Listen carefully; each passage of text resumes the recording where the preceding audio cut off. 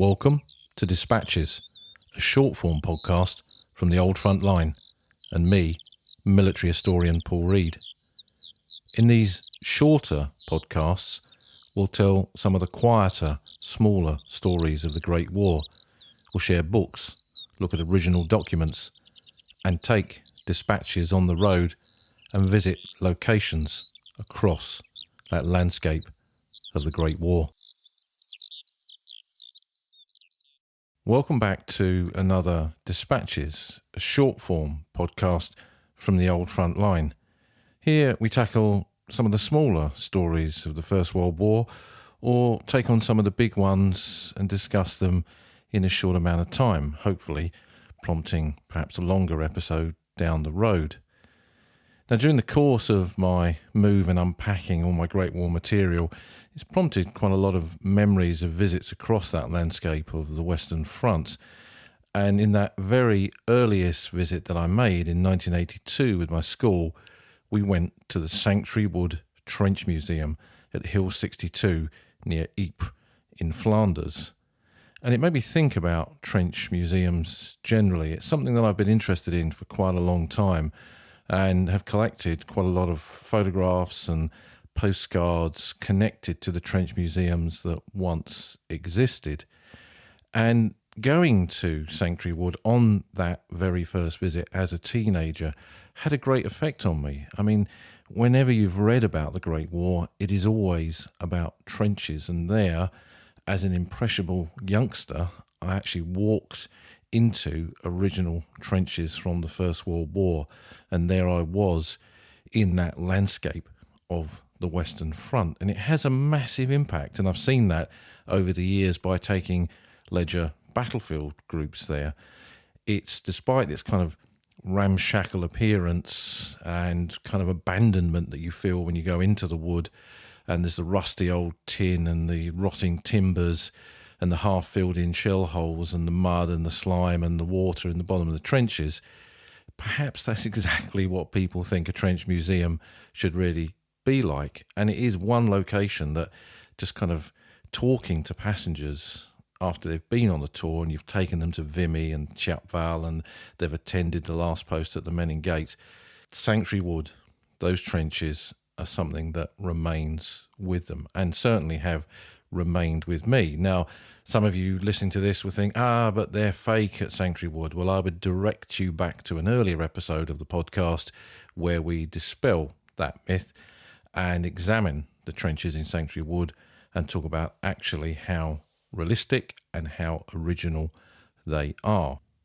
Now, that was the first trench museum that I went to, but what existed before that, and this is something that I've learnt about as I've discovered and researched and travelled across the landscape of the First World War, unearthed guidebooks from the periods, the interwar period, and come across contemporary postcards. And there actually were quite a few trench museums because, as we discussed again in some previous podcasts, there was this growth of battlefield tourism, remembrance tourism, immediately after the war. We had that fascinating chat with Professor Mark Connolly, for example, about this. And when people came into, particularly Belgium, which was the main route into those battlefields in the 1920s and 30s, a whole number of museums, private museums, grew up. Some of them just war museums, but others having trenches. And if we look at the top end of the Western Front at Newport, there were at least one, possibly two trench museums there. I've come across reference to one in what's called the Newport Redan. I've got postcards of this showing trenches and observation posts and concrete cupolas and all this kind of stuff, which were part of the former frontline positions there. And that was very close to where the Newport Memorial, the British memorial to the missing for that sector, is located today. There's a road that heads up towards Ostend, and it was just off to the left on the spot where the front lines had been, for example, in 1917 when the British were there. And there may have been another one a little bit further away. I've seen some different images of people in trenches there. It could be they're miscaptioned, but there's certainly at least one trench museum there. Now, that is no longer, there's no trace of that whatsoever, and I think that finished sometime in the 1930s, even before the Second World War, because I've never seen any images of German occupying forces in those trenches, for example, which you would expect to do because they kind of photographed everything during that occupation period. Down the road, following the front through Flanders at Dixmude, which was a place where the French had fought in 1914 and then became a symbol of the Belgian resistance along the Yser Canal for the rest of the conflict, there were definitely 2 trench museums there. One still there. We're going to come on to the ones that still remain, but the Trench of Death, the Boyau de la Mort, the Dodengang in Flemish, that was a section of the front line right alongside the canal that was preserved in concrete, very similar to the trenches at Vimy Ridge, and that became a private trench museum in the interwar period. And again, there's contemporary images of that.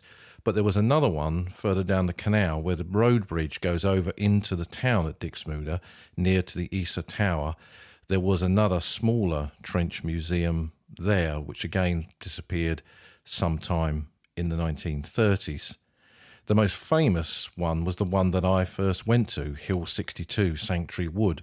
That was on all of the kind of battlefield tourist circuits in the 1920s and 30s. So when you came across to Ostend and you went down on the train to Ypres and you were picked up and taken out on your battlefield tour, you would be taken to Hill 62, to the trenches at Sanctuary Wood. And I've got quite a few contemporary images of veterans there. And a lot of the Great War material that is in that museum when you go there today was given by veterans in that interwar period. The Scheer family acquired that section of the wood, preserved the trenches, and it remained in that family's hands up until the death of Jack Scheer in the early 2000s, or about a dozen years ago. It's still a museum that's open. Again, we'll come to that shortly. Not far away from Hill 62, Sanctuary Wood, was another of these numbered hills, Hill 60, a place that perhaps many of you will have visited today, with its bunkers and shell holes and mine craters. But directly opposite, where there's a lot of houses now, and one of those houses was part of the museum, was a trench museum in that interwar period. It was once relayed to me a museum that was started by veterans. The trenches were kind of original and kind of dug especially for the tourists, the battlefield visitors that were coming there. Henry Williamson in The Wet Flanders Plain describes souvenir tables there with children crying over the fact that the parents wouldn't allow them to buy live rounds or revolvers to take home as souvenirs.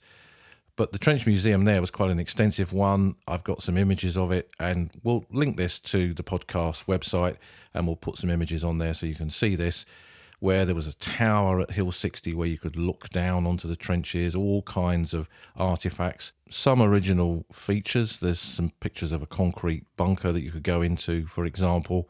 And given the number of tourist photos that I've got in albums, it was obviously, again, a bit like Sanctuary Wood, a very popular location. Whether there was a kind of trench museum war going on between these different locations where they were offering better deals and backhanders to some of the guides that were taking them round.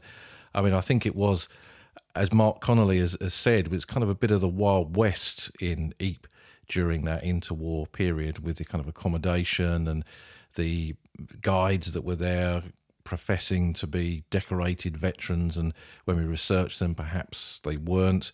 So there's an interesting aside to it. But what we see then developing is a network of these trench museums within Belgium. Down on the French sector, so when we cross the border from Belgium and we come into France, there's very little. There was nothing in northern France as far as I'm aware. There were, of course, the trenches that were eventually preserved on Vimy Ridge, but is that a trench museum or just a preservation of part of the landscape? There's kind of a grey area there. The Newfoundland Park, of course, was constructed, but that was a memorial park rather than a trench museum. And even on the main French sectors of the Western Front, kind of beyond the River Somme, the only one that I know of that was there during that interwar period was Lelange, right down in the Vosges, where the trenches were cut into rock, and that became a national memorial site. So again, is that more of a memorial because it's called the Memorial de Lelange, or is it a trench museum? So it seems to have been a bit of a Belgian phenomena, probably driven by the volume of tourists that were coming in through Belgium in that interwar period. So given that all of those museums existed, what's left today? Well, Hill 62, of course, is still there. As I mentioned, Jacques Shear, who was the last of the Shears to own it, passed away a few years ago, and he then ensured that it continued through two friends of his that manage it to this day. And it's still very, very similar to when I first went there over 40 years ago now. And I find that although I've been there probably hundreds, if possibly not more than 1,000 times, taking groups, it still has quite an impact on me. And I think the kind of neglected look that it has is all part of its charm, in inverted commas, if you like, because, like I say, I think this is exactly what a trench museum in the minds of most people would look like. It's got one or two strange bits kind of in the museum side of it, but once you're in the wood and you're walking through those trenches, particularly as you go further beyond the initial area of where the trenches are into what is quite a well-preserved part of the second line position, where you've got machine gun bays, trench mortar bays, what looks like the beginning of a latrine bay there as well, and a link up with some of the communication trenches that once extended across the fields back towards Zillebeek. So it gives us quite a good idea, and you can follow a secondary communication trench into the tunnel there. And a lot of people think that the tunnel is faked. It's not. It's original, built by the Royal Engineers, probably sometime in 1916, to take men underground up towards the very front line on Hill 62 itself, because with the dominance of the hill up there, the best way to move men up was not in an open communication trench that could be seen by the enemy, but to take them through tunnels up towards the forward zone in that respect. And you can have that kind of experience, not with the crumps pummeling the roof, but certainly get a kind of insight into that kind of world by walking through those tunnels with your boots on. It's muddy and it's dirty and there are health and safety issues and all that kind of stuff. But, you know, if we want to kind of get an idea of the landscape of the First World War, what it was like during the conflict, as much as we ever can, then that's a good way of doing it. The Trench of Death survives up in the northern part of Flanders.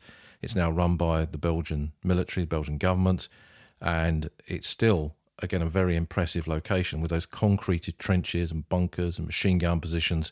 And when you walk along, you stand on the parapet and you look over the top or across the canal, and imagine that the Germans are literally just across on the other side. You can see how close both sides were.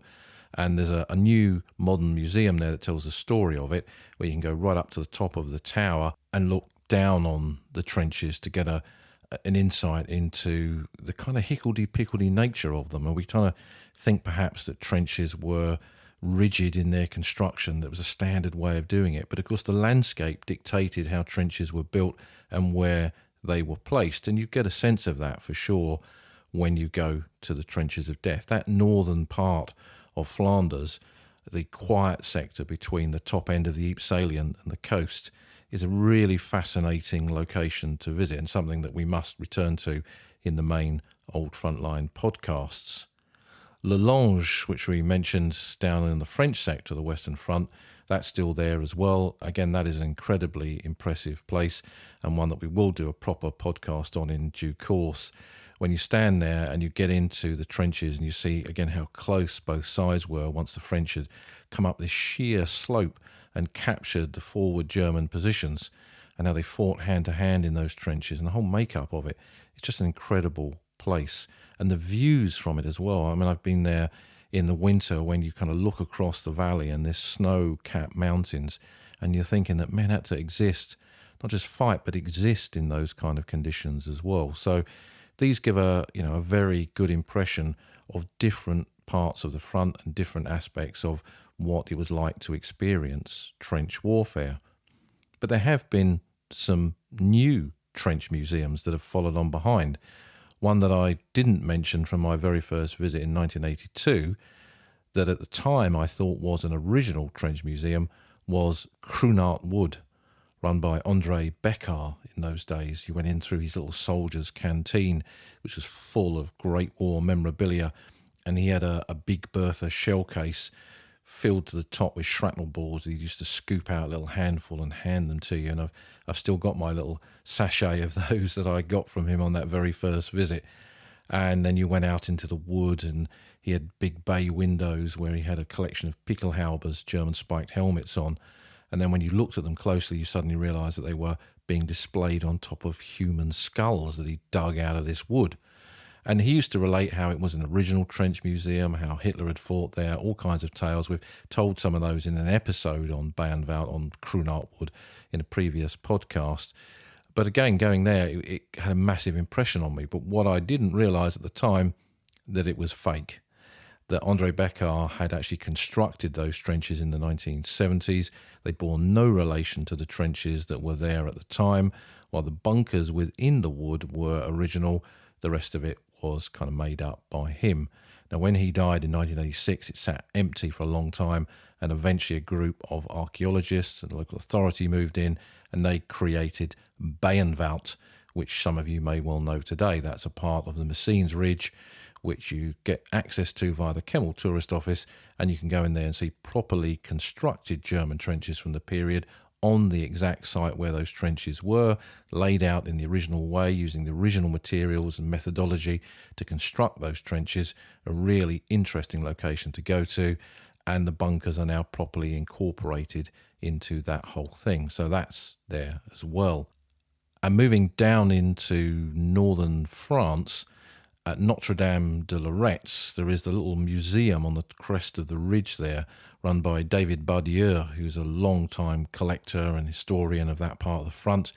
And sometime in the 90s, I think it was, he constructed a whole trench system at the back of the museum there based on original trench maps, and he filled it full of memorabilia, Hotchkiss machine guns, mortar pits, and all this kind of stuff. And you can wander through there. Now, it's not, in my mind, as impressive as some of the other trench museums, but it is certainly worth going to. And the museum, they're small but really, really good, with a lot of incredible original material in it, and a whole collection of 3D stereoscopic viewers. You see those in Sanctuary Wood as well, but they're not just unique to Sanctuary Wood. There were quite a few museums that had these, and there's a good collection of them at Notre Dame de Lorette.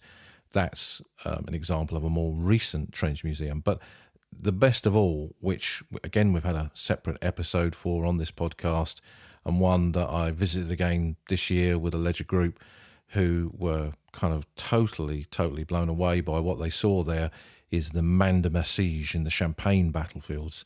And this is on a hill where the ravines of the hill, the geography of the hill looks like the fingers of a hand. So le main is a hand in French, so the hand of Massige. Both sides met on the crest of that hill, fought there in the early phase of the war. The war went underground. There were mines blown on the crest. And when you go there, there are a couple of original mine craters with a whole network of trenches constructed around it. Now, they are reconstructed trenches, but they're done using original methodology, original materials, and original records and air photos and maps from the time.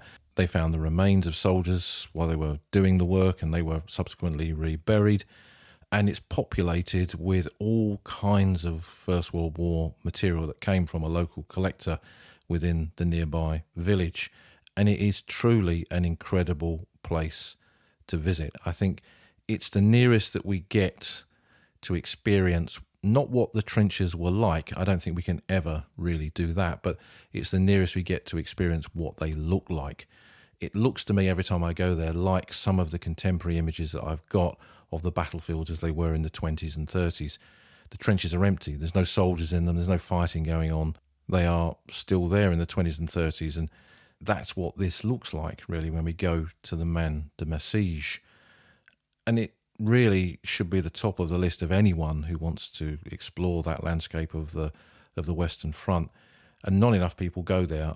Talking to the association that runs it, they are looking to get funding to open it as a proper trench museum in the future, and I really, really welcome that. So in this Dispatches, and I hope this will be typical of quite a few more to come, we've kind of taken a thought, taken an idea, taken a subject, in this case trench museums, had a little chat about it, and I think that's quite an important thing to do in these short form podcasts, because these trench museums, they're not just kind of gimmicks for people to go to, tourists to go and visit, and the tills to ching as another group of people come in. There's much more to it. You know, it's tactile history that we can reach out and touch, because when we study the Great War, it is a war of trenches. It's trench warfare, that troglodyte world of the First World War, of the Great War, of the men who were there and experienced those troglodyte conditions in those trenches of the landscape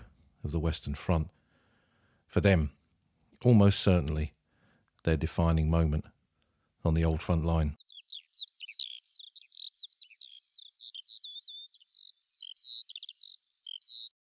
You've been listening to Despatches, part of the Old Front Line podcast, with me, military historian Paul Reed. If you've enjoyed this episode, please think about leaving a review on your favourite podcast platform, giving us a rating, and leaving a comment on the podcast website, oldfrontline.co.uk. You can follow us on Twitter, and if you want to support the podcast, you can find us on Patreon at patreon.com/oldfrontline, or buy me a coffee at buymeacoffee.com/oldfrontline. Thanks for listening, and see you again soon.